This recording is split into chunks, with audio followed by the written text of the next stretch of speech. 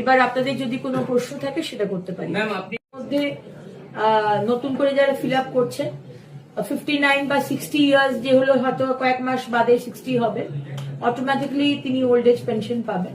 কিন্তু old age পেনশনের জন্য যারা পাননি এতদিন, অনেকে আছে না যারা পাচ্ছেন না, যাদেরকে ব্রাত্য করে রাখা হয়েছিল, তারা পার্টিকুলার কোনো দল করে বলে তাদেরকে দেওয়া হয়নি, সে কারণে আমার মনে হয় এই অন্নপূর্ণা যোজনার মতনই আমাদের আলাদা করে একটি ফর্ম ফিল আপ করা দরকার।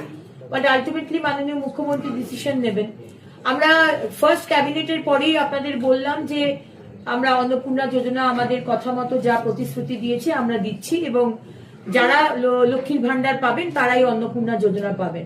কিন্তু তারপরে আমাদের কথা থেকে ব্যাক করে আসতে হলো, কারণ আপনারা সেই কারণটাও জানেন যে লক্ষ লক্ষ মানুষ, হাজার হাজার মানুষ এবং পুরুষ, মানে পুরুষও যে লক্ষ্মীর ভান্ডার পেতে পারে আমরা একটু অবাকই হলাম।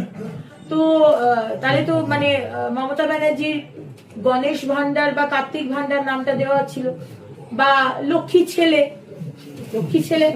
নামটাও দেওয়া উচিত ছিল। কিন্তু এত দুর্নীতি হয়েছে যে সেটা নিয়ে আমরা মানে আমি ক্ষমা চেয়ে নিচ্ছি, ডিসিশনটা বদলাতে হলো।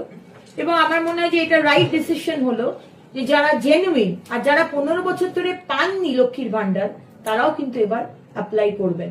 এবং আরেকটাও জিনিস বলতে ভুলে গেলাম যে আমাদের সরকারি বাসে মহিলাদের